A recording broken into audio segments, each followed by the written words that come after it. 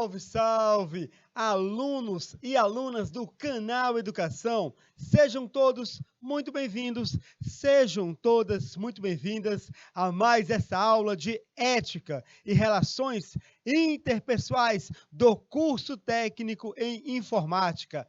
A aula de Ética e Relações Interpessoais, aula das aulas, aula Nobel de Ética e Relações Interpessoais. E eu agradeço imensamente, eu agradeço carinhosamente a participação e a audiência de tanta gente linda, maravilhosa, inteligente, competente do meu Piauí, do Brasil e do mundo inteiro. Salve, salve! Alegria, alegria! Abraço carinhoso, Alagoinha do Piauí, Avelino Lopes, são tantos polos no decorrer da aula. Eu dou aquele abraço do Inocêncio Itaueira. Aproveita e coloca também o nome dos alunos, do mediador, para que eu possa mandar aquele abraço carinhoso. Mas agora, sem perder tempo, porque tempo é conhecimento. E qual será a nossa temática de hoje? Sustentabilidade e a preocupação com o meio ambiente. Olha só a responsabilidade. Abraço carinhoso, Alagoinha, Avelino Lopes, Betânia do Piauí, Cajazeiras, Cristalândia do Inocêncio, Francisco Aire, Francinópolis, Jatobá, Juazeiro do Piauí, Monte Alegre, São José do Peixe. Olha só, de Itaueira, um abraço carinhoso para o Henrique, para a Tainara, para a Luana, para a Catiele. É muita gente linda, é muita gente maravilhosa acompanhando essa aula de Ética e Relações Interpessoais, cuja temática, vou repetir, acompanha comigo, sustentabilidade. Nós sabemos que sustentabilidade, Raíssa, é uma dimensão da ética empresarial. Então, a ética empresarial, ela tem que possuir, uma preocupação, uma palavra sobre a sustentabilidade, sobre o desenvolvimento sustentável. É por isso que a nossa aula tem o seguinte objetivo, olha só: refletir sobre políticas empresariais voltadas à sustentabilidade e as formas de preservar ou melhorar o meio ambiente, considerando que os recursos são escassos, os recursos são escassos, as atividades produtivas e econômicas, na maioria das vezes, impactam no ambiente. Então, querido aluno, querida aluna, antes de continuarmos, precisamos falar sobre paradigma. No século XX, a educação, a escola, ensinou a toda uma geração que havia recursos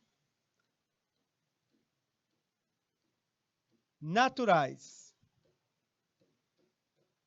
E esses recursos naturais eram divididos em dois grandes grupos: os recursos naturais renováveis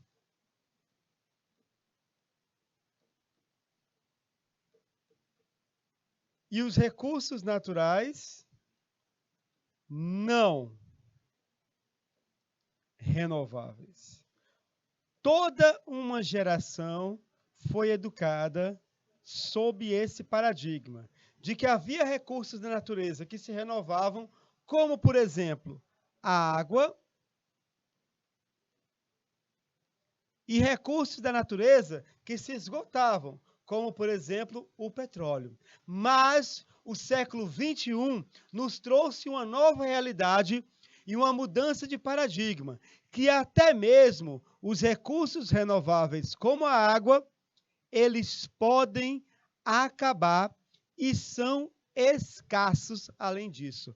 Por isso, precisamos mudar a nossa consciência, mudar a nossa mentalidade, para a mentalidade da sustentabilidade. Precisamos sustentar os ciclos da vida da natureza. É por isso que a primeira parte da nossa aula vamos falar de consciência planetária. Uma consciência de que somos habitantes de um mesmo planeta e esse planeta significa um barco, o mesmo barco para todos nós, em que, caso haja um naufrágio, todos serão prejudicados. Não importa se você está na primeira classe, na segunda ou na terceira classe. Todos que estão no mesmo barco irão naufragar junto com o barco. E essa analogia do barco, ela nem é interessante. Por quê? Porque um barco, quando naufraga, há botes salva-vidas.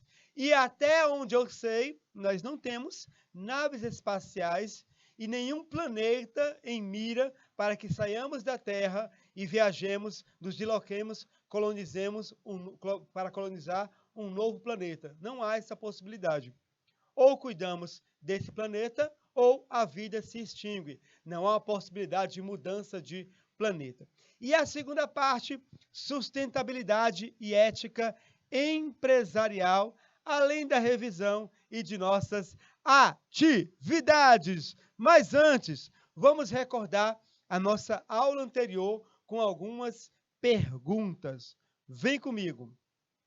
Esse primeiro item, ele quer que nós identifiquemos qual área de implantação do Código de Conduta Empresarial. Recordam que na aula passada, a aula foi sobre áreas de implantação do Código Empresarial. Qual área está sendo descrita nesse pequeno texto? Então, vem comigo. Olha só. É importante a empresa possuir regulamentos ou manuais de procedimentos específicos, como Manual de Controle dos Estoques, Manual de Utilização e Responsabilidade por Equipamentos e outros.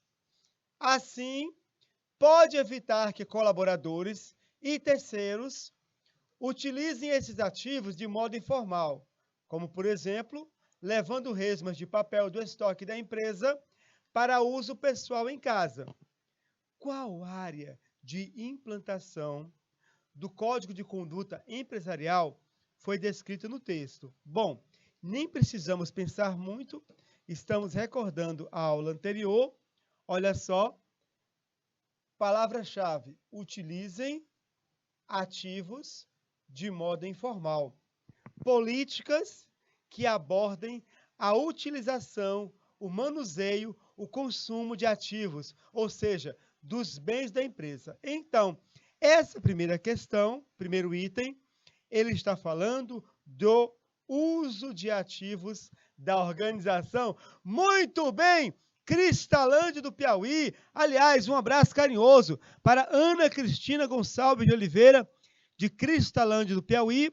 Salve, salve para São José do Peixe, os alunos do Luiz Soares da Silva. Maravilha, maravilha. Abraço carinhoso. Então, Cristalândia foi em cheio, perdão. Eu preciso colocar o nome de Cristalândia, porque vocês acertaram em cheio o uso de ativos da organização. Para vocês todos que acertaram, eu só posso dar uma nota e é aquele 10 com louvor. Maravilha, maravilha. Que coisa linda, que coisa bela. Pode comemorar. Vem comigo. Mesmo comando, está bem? Qual implantação do Código de Conduta Empresarial vai ser descrita agora? Então, vem comigo. É caracterizado quando há favorecimento de parentes, amigos ou pessoas próximas, em vez de pessoas mais qualificadas ou que estão mais adequadas ao perfil do cargo.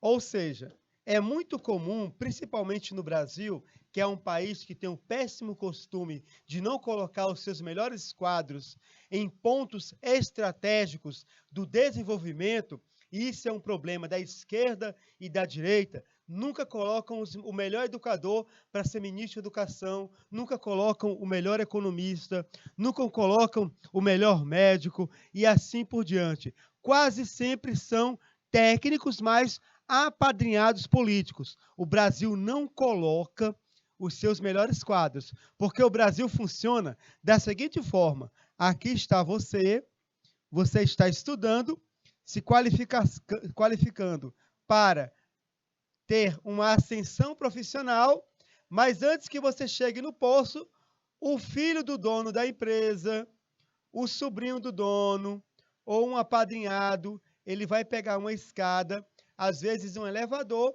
e vai ser colocado no topo antes de você, mesmo você sendo mais qualificado. Essa é uma prática muito comum, muito bem em Cajazeiras e Cristalândia, é o chamado nepotismo, certo? Nepotismo é quando pessoas não qualificadas furam a fila das promoções em empresas e em cargos públicos e ainda tem a coragem de falar em meritocracia. É uma coisa, é algo para se pensar.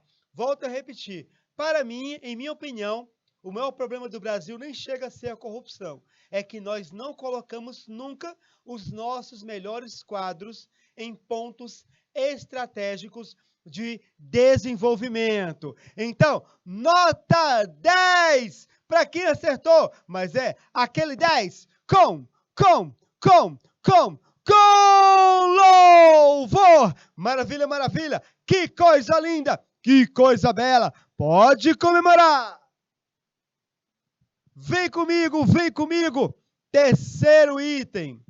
Nós temos aqui no terceiro item um relato pessoal de uma profissional, no caso, a Simone, de 29 anos, mulher, e por meio desse relato, nós vamos identificar qual aplicação de natureza social, financeira ou contábil do Código de Conduta está relacionado ao texto. Vai ser discriminação? Um texto sobre discriminação? Um texto sobre assédio moral e sexual? Um texto sobre relações com a comunidade? Um texto sobre o uso de álcool e drogas? Vem comigo. Olha só, gente. Thales Oliveira acertou. Letra D também. Abraço carinhoso. Parabéns. Segunda questão também. O Thales, os alunos de Avelino Lopes acertaram em cheio. Parabéns.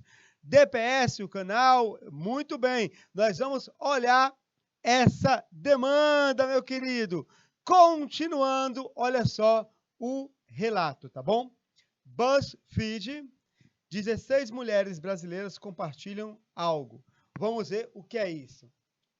Era o meu primeiro emprego na área gráfica. Ela começa o relato, olha só. Era o meu primeiro emprego na área gráfica. E eu buscava dar o meu melhor. Meu chefe era uma pessoa muito generosa. E vendo o meu esforço, me ensinou muito.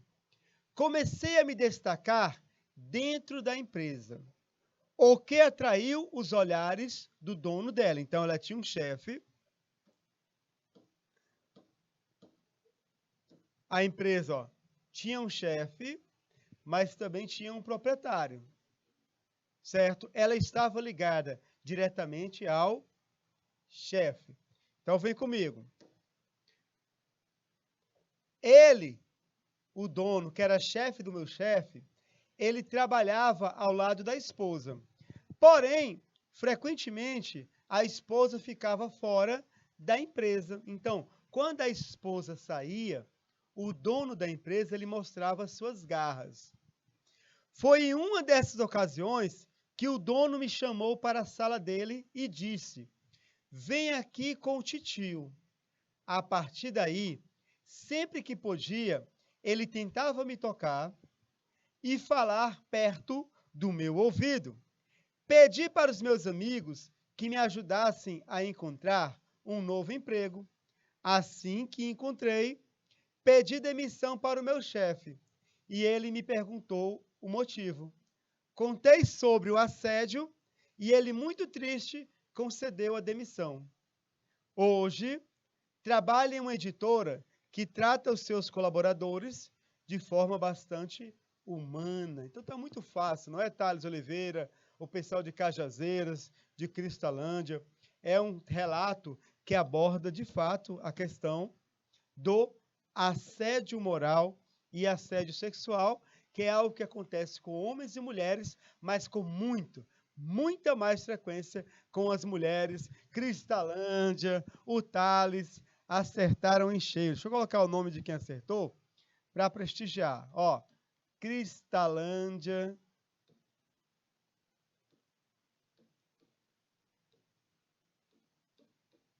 O Thales. Quem mais acertou? Deixa eu ver. Aí, opa, muito bem, muito bem. Para você que acertou, aquele 10, com louvor. Maravilha, maravilha. Que coisa linda, que coisa bela. Pode comemorar. E vamos agora, querido aluno, querida aluna, iniciar o nosso conteúdo em si. Povo de Alagoinha do Piauí, povo de Avelino Lopes, Betânia do Piauí, Cajazeiras, Cristalândia, Dom Inocêncio, Francisco Aires, Itaueira, Jatobá do Piauí, Juazeiro do Piauí, nosso povo amigo de Monte Alegre, povo amigo, povo querido de São Miguel do Tapuio. É muito polo. Nós temos aqui informática, exatamente, nós temos 30 turmas pela tarde, 76 no total. São quase 3.000 alunos acompanhando essa aula de ética e relações interpessoais. Que maravilha o avanço, a importância da mediação tecnológica. Salve, salve, Avelino Lopes. Aquele abraço carinhoso, turma. A primeira parte da nossa aula vai falar sobre sustentabilidade e consciência planetária. Nós temos uma referência maior, que são os estudos desse teólogo bastante conhecido no mundo da teologia, Afonso Murad.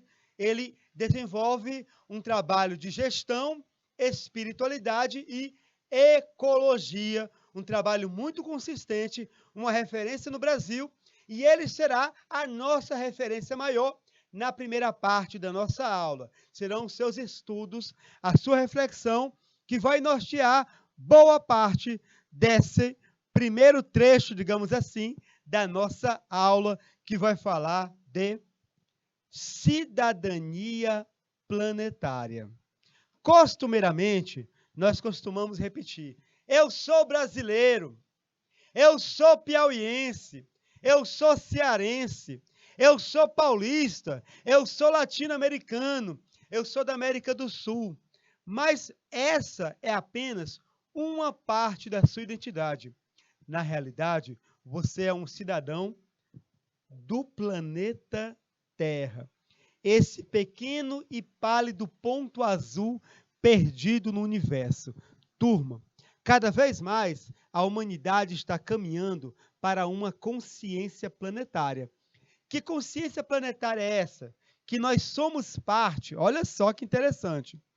Todos nós, independente do país, da cidade, do estado, todos nós somos habitantes do mesmo planeta Terra. Nós somos parte da Terra e nós somos responsáveis pelo nosso futuro comum.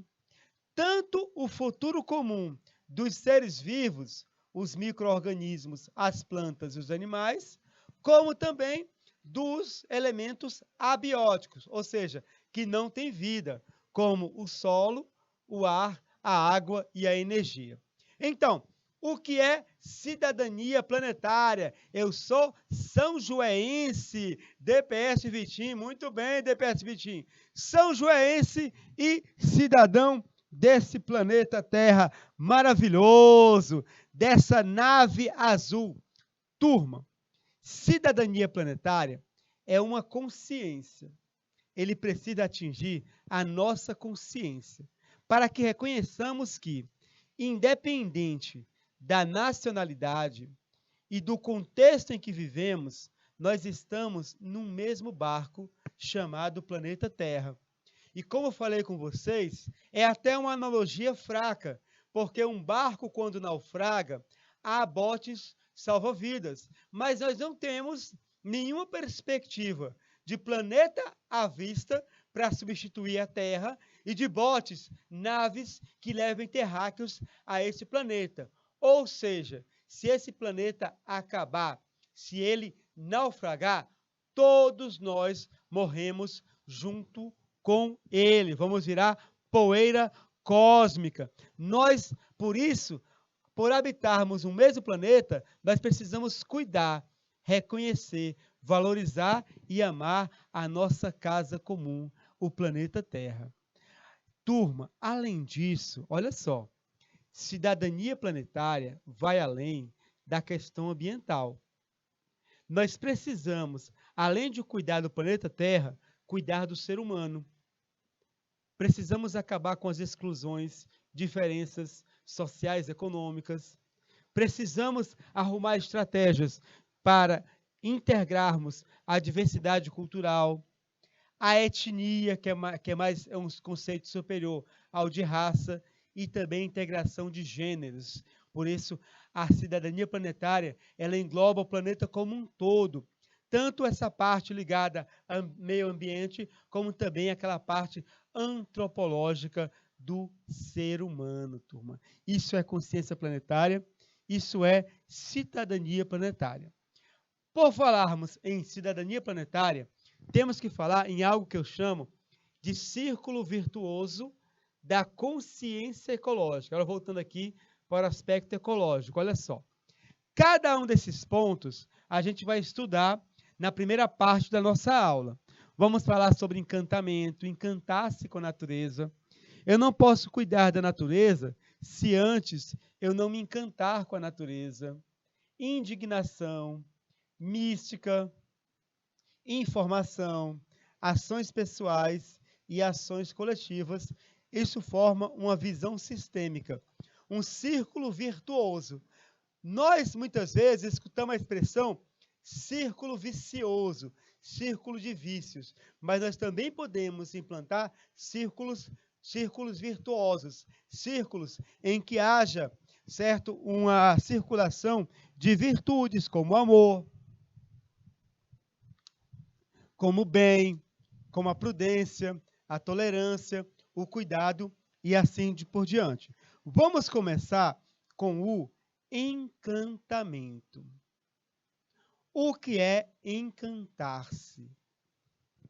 O olhar da criança olhando esse ser vivo nessa árvore. O olhar de encantamento, olha só. O olhar fixo. Também da mãe, por que não? Graças à criança, ela pode também começar a enxergar o que nunca havia dito. Turma, encantamento é uma sensação que nós temos de deslumbramento. Você, rapaz, quando vê uma moça muito bonita, você fica deslumbrado, fica olhando para ela. Você também, moça, quando vê um rapaz muito bonito, ou você, rapaz, que vê outro rapaz muito bonito, você, moça, que vê outra moça muito bonita também, esse deslumbramento com a beleza. Você fica deslumbrado, você fica admirado, você sente um grande prazer, certo? Essa reação é uma reação que nós temos diante de alguma coisa boa que nós vemos, ouvimos e percebemos. Precisamos resgatar essa sensação de encantamento com a natureza. Precisamos ver a natureza. Precisamos sentir a natureza. Já abraçou uma árvore? Sentiu a vida pulsar em você? Abrace mais árvores. Você vai sentir a vida vegetal pulsando em você. Escutar a natureza. Nesse mundo de tantos ruídos, tantos barulhos, o barulho da natureza, ele fica sufocado. Tente escutar. Eu costumo brincar dizendo, escute as plantas crescendo, as plantas se desenvolvendo. Beber, tocar, cheirar, mergulhar. Percebem que esses verbos, ver, sentir, ouvir, beber, tocar, cheirar, mergulhar, são verbos que mantêm a natureza intacta.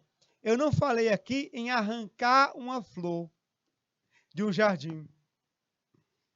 Não se falou aqui em mutilar uma planta, arrancar uma flor, mas de se encantar com a beleza, se encantar com o cheiro, se encantar com as cores. É esse olhar aqui de encantamento, ó. A admiração ao ver a natureza.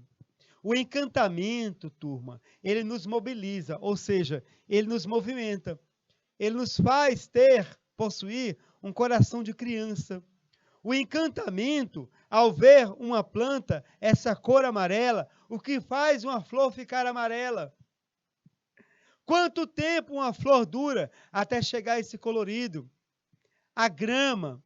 Eu quero saber mais sobre aquilo que eu me encanto. O objeto de desejo, o objeto de amor. E quando eu me encanto, eu não quero que isso se perca. Eu vou desenvolver o cuidado.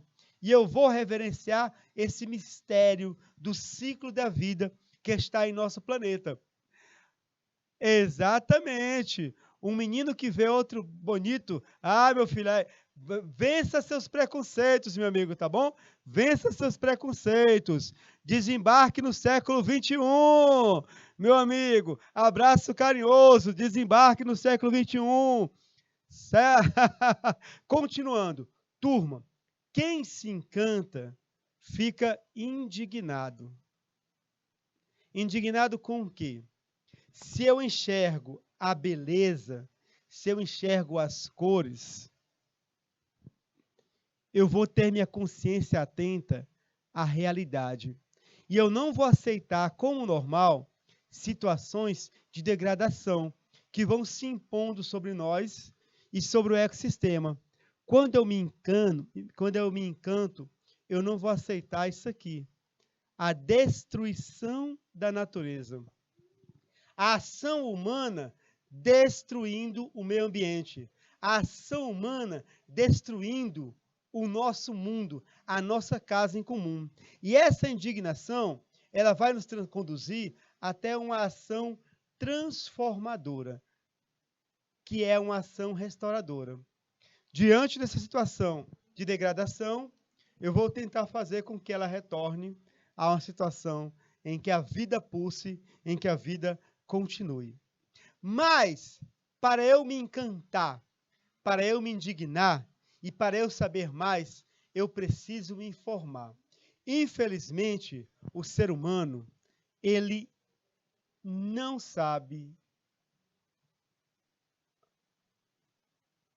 sobre o ciclo da vida do planeta. Ele não sabe como esse ciclo da vida do planeta está sofrendo com a mão humana. Ele sabe por alto. Ele sabe que há poluição, ele sabe que há despejo de resíduos, ele sabe que há matança de animais, animais que entram em extinção. Mas, querido aluno, querida aluna, a informação é a realidade, desperta ainda mais a atenção nossa. É uma realidade ainda mais difícil do que possamos imaginar. Porque simplesmente o que está acontecendo é uma má gestão dos recursos naturais. E essa má gestão, ela vai conduzir a um futuro complicado. Por quê? Porque boa parte dos recursos naturais, eles têm um destino. E o destino é acabar, porque eles são escassos. Então, o paradigma do recurso natural renovável, ele está sendo questionado hoje. Sim, há um ciclo da água, mas se esse ciclo for interrompido, a água sim pode acabar. Pelo menos a água própria para o consumo humano. É por isso que precisamos conhecer, e essa terceira parte, concordo contigo, meu amigo Vitinho, a beleza interior. Muito bem. Abraço carinhoso, querido. Então, precisamos conhecer os ciclos da vida da natureza, para entender que precisamos cuidar dos recursos naturais. Precisamos saber, por exemplo, de onde vem a água que nós usamos, como ela chega até nós, como a utilizamos, em que consiste o uso sensato da água, como evitar o desperdício, como evitar o despejo de resíduos sólidos na natureza, evitar, por exemplo, a ação do chorume, evitar, por exemplo, a ação de substâncias tóxicas nos rios, nos corpos hídricos, na natureza, no solo, nas plantas. Precisamos conversar nesse exato momento da nossa aula e nos informarmos sobre como a ação do ser humano ela está destruindo os ciclos da vida do planeta, para que possamos nos indignar e para que possamos tentar mudar essa realidade chocante. Então vem comigo, ó. Por exemplo, agricultura intensiva. Alunos e alunos, a agricultura é a atividade que mais utiliza água em todo o mundo. Cerca de 70% da água consumida no planeta vai ser utilizada ou é utilizada na agricultura. No Brasil, esse valor sobe para 72%. Em alguns países, 80%. Aquele quilo de batata que você compra no mercado próximo à sua casa, para ele ser produzido, foram gastos 2.000 litros de água. 1 quilo de milho, para ser produzido, gasta pelo menos 1.000 litros de água. Calcule, então, em milhões de toneladas pelo mundo inteiro. A água consumida na agricultura ela é consumida vorazmente, tá bom? E para completar o quadro, fertilizantes e agrotóxicos são despejados na natureza, por exemplo, nas plantações, para protegê-la de ações, certo? De pragas, e eles podem comprometer a biodiversidade dos riachos e rios. Eles podem destruir micro-organismos, quebrar a cadeia alimentar natural e lentamente envenenar as pessoas. Então, muitas vezes você imagina que você não é mais um carnívoro, você virou um vegetariano, mas o vegetal que você está comendo, ele está encharcado de veneno. Você está se envenenando com esse vegetal que deveria ser vida. É por isso que, certo, há uma preocupação ainda maior hoje em dia de diminuir o uso de agrotóxicos. Não se pode permitir, certo, o uso desenfreado. Essa é somente uma parte. Vamos pegar mais informações mais adiante. Olha só. Turma, a pecuária, criação de gado, e a avicultura de aves ou galináceos. Boa parte do consumo da água no planeta é destinado à pecuária e à avicultura. Os excrementos desses animais, quando despejados em corpos hídricos, como mar, lago ou rio, podem causar estragos. Olha só que informação interessante. Sabe aquele quilo de carne que você comprou no mercado? Ele consumiu 15,4 mil litros de água. E há outro dado interessante que é pouco divulgado. A indústria da carne não é só uma das maiores consumidoras de água do planeta, mas ela também é a maior consumidora de grãos. Turma, mais da metade dos grãos cultivados no mundo são destinados à alimentação de animais explorados para o abate. Ou seja, grãos que poderiam servir, boa parte, para matar a fome do povo, são utilizados para engordar os animais que serão utilizados no abate. E no Brasil, 78% dos grãos produzidos no Brasil são para engordar animais de abate. É um dado que pouca gente conhece e tem acesso. Está bem? Ele está disponível aqui, ó, nesse site, para quem quiser aprofundar. Vamos catar mais algumas informações. Olha só. Turismo predatório. Aqui nós temos uma foto. Essa fotografia aqui é de Bali. Bali é um paraíso turístico, mas que está sofrendo nos últimos anos com o turismo predatório. O que é o turismo predatório? Atividades turísticas que acontecem de modo desordenado. Os países, as cidades, simplesmente dizem: venham turistas, venham aqui turistas para a minha cidade, aqui tem um parque ambiental, aqui tem um parque aquático, aqui tem a natureza, aqui tem as melhores praias. Chamam os turistas, mas não tem estrutura para acolher os turistas. O que acontece? Um turismo de modo desordenado, irresponsável. Não há nem fiscalização, não há limpeza da cidade. Simplesmente queremos turistas na minha cidade sem que haja um controle. Bali sofre com a ação do lixo em suas praias. Olha o contraste da beleza da natureza, da água e da sujeira provocada pelos turistas. O turismo predatório, ele leva à contaminação e esgotamento de rios e nascentes, devido ao uso massivo e à falta de cuidado com o ambiente. Não sei se vocês viram, mas semana passada eu ri bastante com um vídeo que eu assisti numa rede social. Uma moça, acho que do Maranhão, ela estava numa cachoeira. E ela foi se banhar debaixo da cachoeira e ela pediu para a amiga filmá-la ou tirar uma foto, acredito que filmar mesmo. Filmá-la, sim, filmá-la, certo? Tomando banho na cachoeira. Então a amiga pegou a câmera e foi filmar a moça na cachoeira.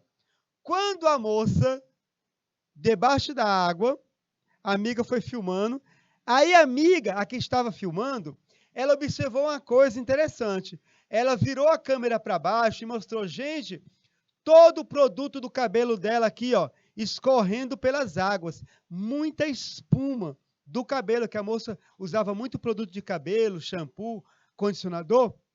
E quando a força da água pegou no cabelo, foi despejando aquele produto químico, né? Shampoo e condicionador formando uma espuma. Era muita espuma. A moça que filmou riu, eu também ri, mas depois fiquei pensando, uma só pessoa, olha o tamanho, né? O tamanho do estrago da poluição que ela causou. Imagina muita gente no local, sem estrutura, sem fiscalização, como podem levar à poluição dos espaços, não é? Turma, em muitos lugares no Brasil, não há estrutura para a prática do turismo, mas mesmo assim, são construídos hotéis, pousadas, os prefeitos, governadores chamam as pessoas somente para ganhar dinheiro, sem nenhuma estrutura qualquer.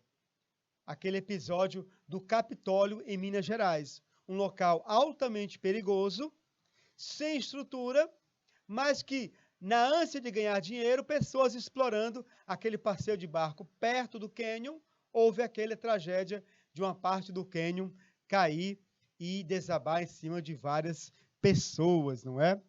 Turma, o abastecimento industrial. Cerca de 22% da água do planeta tratada é consumida na indústria. Para produzir essa camiseta de algodão que você está usando, são consumidos cerca de 2,5 mil litros de água. Para produzir um carro, são gastos cerca de 400 mil litros de água. Pelo menos a indústria, e aí você vê aqui nessa reportagem, a indústria hoje está conversando sobre a possibilidade do reuso de água de esgoto. Algumas indústrias tentando para amenizar o impacto e entrando já nessa dimensão da sustentabilidade, do desenvolvimento sustentável, reutilizar a água que é utilizada, por exemplo, nos esgotos, tá bom? Mas há uma situação ainda mais complicada. Qual é? Olha só. Efluentes, resíduos das indústrias. As indústrias, elas lançam nas águas metais pesados. Nos corpos hídricos que há, os corpos hídricos que existem perto de indústrias, é bem provável que eles estejam contaminados de arsênio, chumbo, cádmio, cromo, mercúrio, zinco, solventes e resíduos tóxicos, que têm um efeito acumulativo na cadeia alimentar. Então, você vai pescar num lago que fica próximo à indústria e você pesca, esse peixe está contaminado. O desenho animado dos Simpsons, ele faz uma denúncia desse tipo de poluição, claro que levando para o exagero, mas nos fazendo pensar no episódio em que o Homer Simpson, ele pesca num lago perto da usina nuclear de Springfield. Simpson pesca um peixe com 3 olhos, né? O efeito da poluição tóxica atingindo a vida, não é? Continuando, com relação aos seres humanos, nós também precisamos falar sobre algumas coisas. Pessoal de Alagoinha, Avelino Lopes, Betânia do Piauí, Cajazeiras, Cristalândia, Dom Inocêncio, Jatobá, Juazeiro do Piauí, Monte Alegre, São José do Peixe, atenção, meu amigo Vitim, Thales Oliveira, abraço carinhoso, Ana Cristina Gonçalves, gente linda, maravilhosa, que acompanha essa aula. Turma, o consumo doméstico da água, ou seja, o nosso consumo, o meu e o seu, ele é responsável por 8% da água tratada. Ah, professor, então nós estamos bem na fita, porque a agricultura consome 70%, a indústria uns 20%, nós só consumimos 8%, está tranquilo, está favorável. Eu não preciso me preocupar em cuidar da natureza. Rafael Henrique de Francisco Aires. Não preciso economizar água. Você se engana. Esses 8% são um grande desperdício. Sabe por quê? Porque 80% desses 8% que nós consumimos se transforma em esgoto. E não há um tratamento. É água que se perde. 80% da água que nós consumimos, enquanto seres humanos do planeta, é uma água que se perde, que não pode mais ser utilizada para uso humano. Por quê? Porque nós temos uma falta ainda de estações de tratamento de esgoto. Há uma falta. Não é toda cidade que possui, cidades grandes não têm estações suficientes. O mais comum é a água ser despejada em corpos hídricos e esse rio virar um esgoto a céu aberto. Turma, 65% do esgoto é despejado in natura. O que é isso? É despejado direto nos corpos d'água. Esse esgoto contém coliformes fecais, produtos de limpeza que poluem os rios e atraem doenças para a população. Olha só o absurdo, tá bom? Então, mesmo que você ache que você consome pouca água, saiba que a nossa água, embora pouco consumida, é muito desperdiçada, tá? Olha só, consciência planetária, precisamos desenvolver. Lixo, turma, não é segredo para ninguém que as cidades produzem diariamente muito lixo. Teresina, por exemplo, em 2015, ela produzia cerca de 42 mil toneladas de lixo por mês. São Paulo, com dados de 2021, São Paulo produz 20 mil toneladas de lixo todos os dias. É um lixo que precisa ser recolhido e levado a um aterro sanitário. Não pode ser simplesmente um espaço, um lixão. vamos despejar o lixo no lixão. Não, esse lixo tem que ser enterrado, ele tem que ser tratado. Por quê? Porque senão ele vai, certo, virar chorume.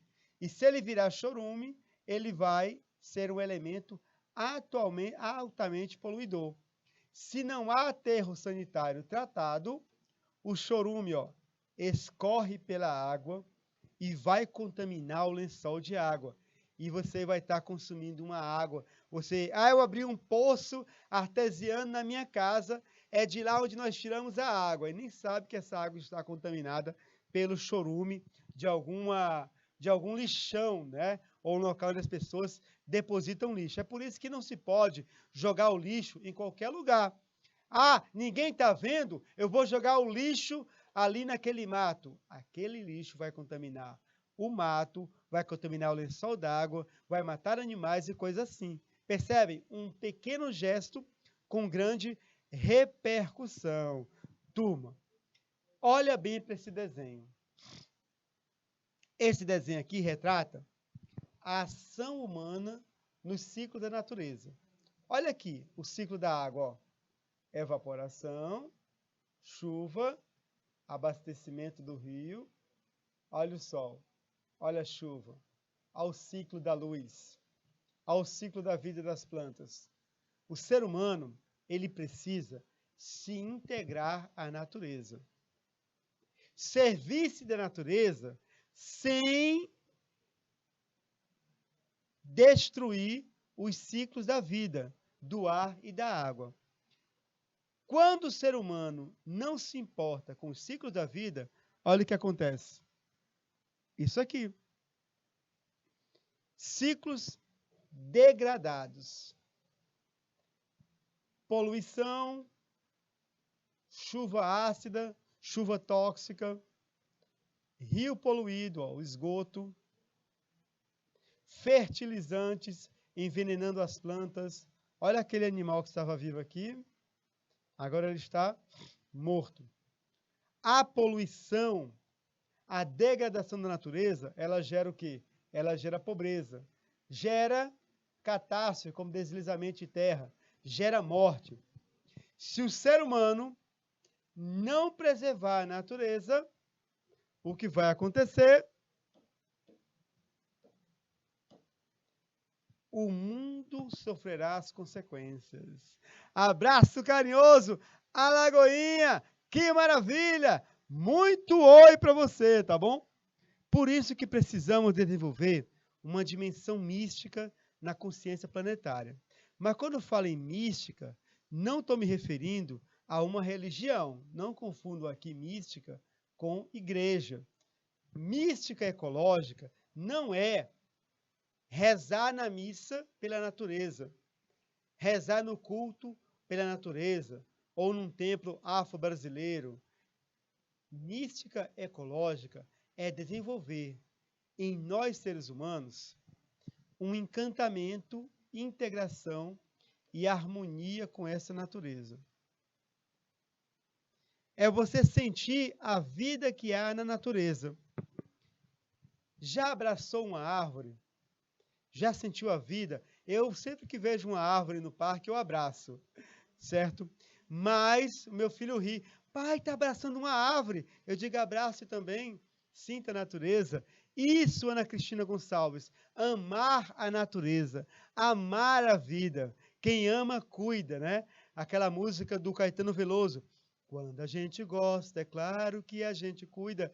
Quem ama, quem gosta, cuida. Cuidar dessa nossa natureza, não é?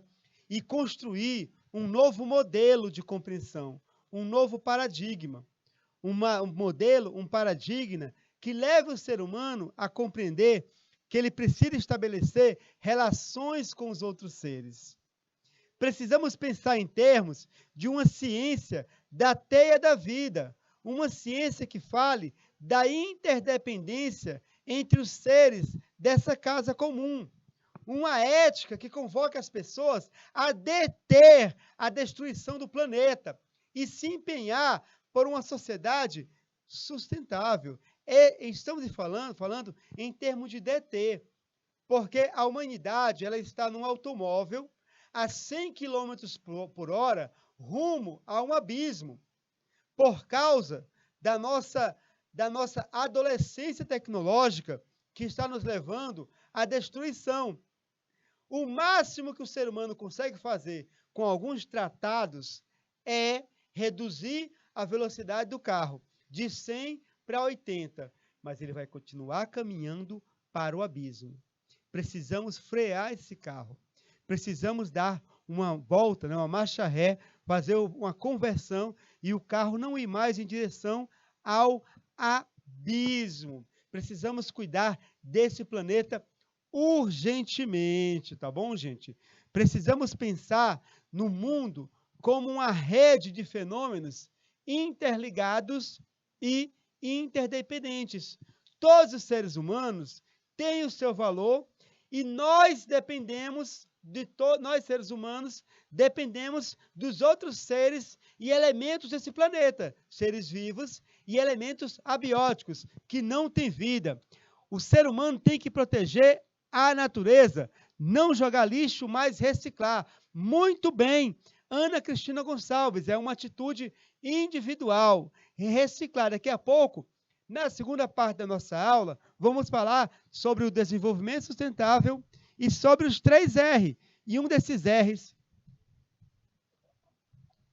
do desenvolvimento sustentável é o R do reciclar.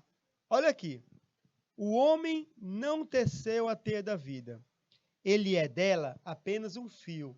O que fizer a teia, estará fazendo a si mesmo. Precisamos pensar ecologicamente, refletir em termos de relações, padrões e contexto. Olha aqui essa frase de Fritjof Capra. Olha o que ela nos diz. Olha a verdade que nos aponta. É importante perceber que as redes vivas não são estruturas materiais, como uma rede de pescar ou uma teia de aranha. Ou seja, a rede, a teia, é só uma imagem que nós temos para compreender. Mas a vida, as redes vivas, elas são redes de relações. Ele usa um exemplo.